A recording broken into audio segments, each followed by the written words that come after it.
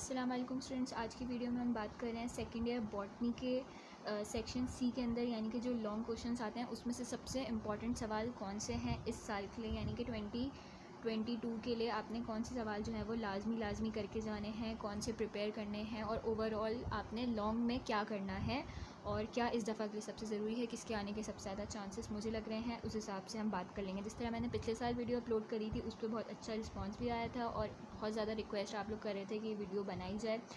तो और अल्हम्दुलिल्लाह पिछले साल जो मैंने सवाल मार्क करवाए थे वो दोनों के दोनों सवाल आए हुए थे पेपर में। तो इंशाल्लाह मेरी इस साल भी दुआ है कि जो सवाल मैं आपको मार्क करवाती हूँ वो आ जाएँ, क्योंकि पिछले साल सिलेबस थोड़ा रिड्यूस हुआ था तो हमने थोड़ा सा रिड्यूस सिलेबस पे बात की थी, लेकिन इस दफ़ा थोड़े सवाल मैं आपको ज़्यादा मार्क करवाऊँ क्योंकि अभी पूरा कोर्स है, तो इसलिए आपको जो वो तैयारी सही से करके जानी है। और मोस्ट इम्पॉर्टेंट में भी आप कम से कम 5 सवाल तो करेंगे। वैसे मैं आपको मोस्ट इम्पॉर्टेंट 8 क्वेश्चंस बताऊंगी और इन टोटल मैं आपको 14 क्वेश्चंस बताऊंगी जो लॉन्ग के लिए इम्पॉर्टेंट हैं, ठीक है।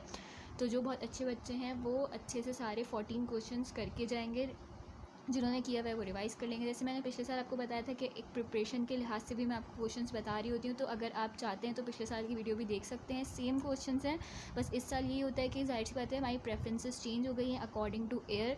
इस साल दूसरे इंपॉर्टेंट सवाल हैं, पिछले साल दूसरे थे, मोस्ट इंपॉर्टेंट चेंज हो गए, लेकिन प्रिपरेशन के लिहाज से सवाल वही रहते हैं, ठीक है। तो अगर प्रिपरेशन के लिहाज से भी अभी अगर आपको देखना है तो आप वो वीडियो भी जाके दोबारा से देख सकते हैं। उसमें मैंने बहुत सारे सवाल बताए थे, बस मोस्ट इंपॉर्टेंट आप यहाँ से फॉलो करेंगे, ठीक है। तो विदाउट एनी डिले स्टार्ट करते हैं। मोस्ट इंपॉर्टेंट जो 8 क्वेश्चन हैं उसमें सबसे पहला है हमारे पास discuss Watson and Crick model of DNA. अच्छा, जो लास्ट में मैंने वीडियो बनाई थी उसमें मैंने आपको जो है वो चैप्टर्स ही बताए थे मोस्ट इंपॉर्टेंट, कि आपका हो जाता है चैप्टर 7, 6 और 8।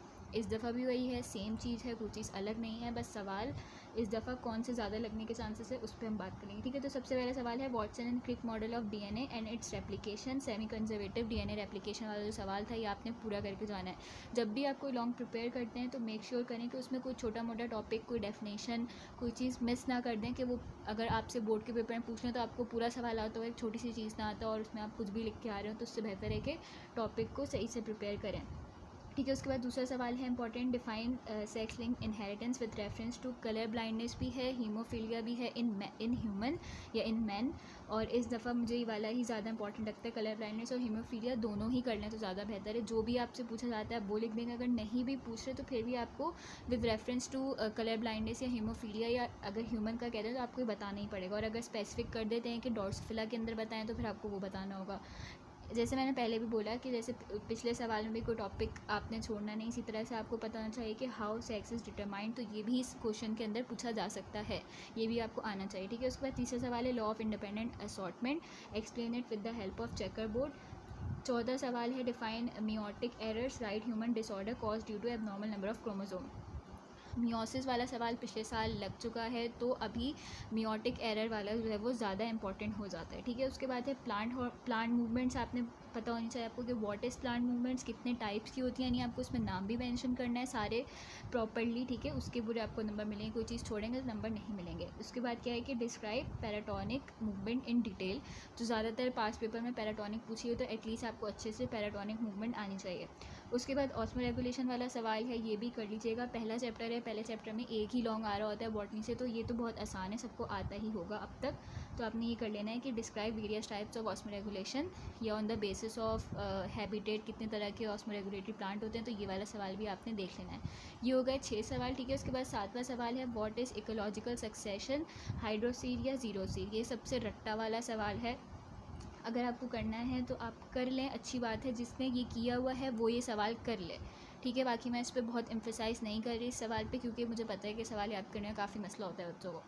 उसके बाद लास्ट में मैंने वाला लिख दिया है कि प्रोफेज 1 ऑफ मियोसिस, जो कि पिछले साल आ चुका है। वैसे लॉ ऑफ इंडिपेंडेंट असॉर्टमेंट भी आ चुका है, लेकिन रिपीट भी हो सकता है, इसलिए हम इसको बिल्कुल भी निगलेक्ट नहीं करेंगे, इसको भी करके ही जाएंगे, ठीक है। तो ये है मोस्ट इंपॉर्टेंट 8 क्वेश्चन जो मुझे लगते हैं कि आपको प्रिपेयर करके जाने चाहिए, ठीक है।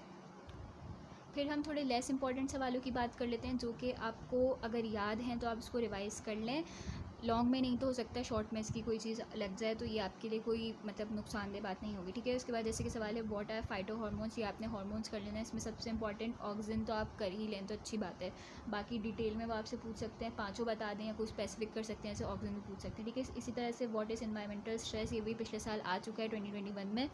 इससे रिलेटेड जो भी चीज़ें पूछते हैं जैसे responses to drought and salt stress specific कर देते हैं, आपको वो भी आना चाहिए। वैसे आपको बाकी इसके जितने भी टाइप्स ऑफ स्ट्रेस थे वो आपको पता होने चाहिए कि किस में किस तरह से प्लांट रिस्पॉन्स करता है, और स्ट्रेस बेसिकली होते कौन कौन से स्ट्रेसेस होते हैं, यानी ड्राउट है, सॉल्ट स्ट्रेस है और ऑक्सीजन स्ट्रेस है, जो भी था वो सारे आपको याद होने चाहिए। इसी तरह से क्वेश्चन नंबर 3 था define mitosis, describe various stages of mitosis with the help of diagram. कहीं पे डायग्राम पूछिए, कहीं पे नहीं पूछिए, तो वो आप देख लीजिएगा कि आपने किस तरह से करना है, क्योंकि पिछले साल मियोसिस आ गया, तो इस साल हो सकता है कि माइटोसिस आ जाए लॉन्ग के अंदर।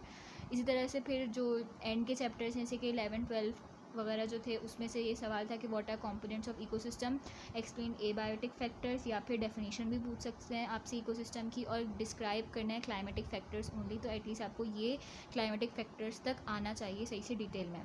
फिर ये सवाल था why Mendel choose garden pea, तो मैंने पिछले साल की वीडियो में भी आपको बताया था कि जहाँ बुक में बताया हुआ है एक्सपेरिमेंट, वहाँ पे 4 से 5 जो है वो रीजन्स भी दिए हुए थे गार्डन पी क्यों चूज़ किया था मेंडल ने, और उसके बाद था कि state the law of segregation, तो ये भी आपने इसको देख लेना है, अगर आपने पढ़ा हुआ है, याद किया हुआ है तो रिवाइज करके चले जाएँ।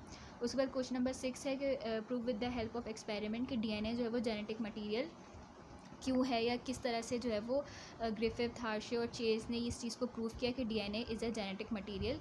तो ये एक इंटरेस्टिंग क्वेश्चन था, ये भी आप देख लीजिएगा, हो सकता है कि ये सवाल भी आ जाए, मुझे इंपॉर्टेंट लग रहा है, ठीक है। तो ये हो गए 6 सवाल जो कि लेस इंपॉर्टेंट थे, और ये वो 8 सवाल जो कि मुझे मोस्ट इंपॉर्टेंट लग रहे हैं। अब इसमें से भी मैं आपको जो है वो 5 सवाल मार्क करवा देती हूँ जो कि मुझे लग रहा है कि लाजमी पेपर में आ सकते हैं या हो सकते हैं, बाकी मेरा गैस है, मेरी दुआ है कि इंशाल्लाह यही सवाल लग जाएँ। यानी कि अगर किसी को ये 14 क्वेश्चंस नहीं करने या उससे ये 8 सवाल भी नहीं हो रहे, तो कम से कम वो कुछ नहीं करे तो ये 5 सवाल तो करके चला ही जाए, ठीक है। कौन सा सबसे इंपॉर्टेंट मुझे ये वाला लग रहा है, वॉटसन एंड क्रिक मॉडल। उसके बाद फिर सेक्स लिंक इनहेरिटेंस लग रहा है, और हाँ फिर ये वाला है लॉ ऑफ इंडिपेंडेंट असॉर्टमेंट, ये वाला है मियोटिक एरर वाला, और इसमें से आप देख लीजिएगा कि या तो ये भी है ये भी है, तो हम इन दोनों को कोई एक कर लीजिएगा। वैसे तो मैं 5 बोले और मैंने 6 मार्क करा दिए, बट आप इन दोनों में से कोई एक लाजमी करके चले जाएगा। ये मुझे मोस्ट इंपॉर्टेंट क्वेश्चन लग रहे हैं 2022 के लिए, ठीक है। आई होप ये वीडियो आप लोग के लिए हेल्पफुल रहेगी, मेरी दुआ है कि ये सवाल लग जाएँ। बाकी एग्ज़ाम के लिए आप सबको all the best, thank you.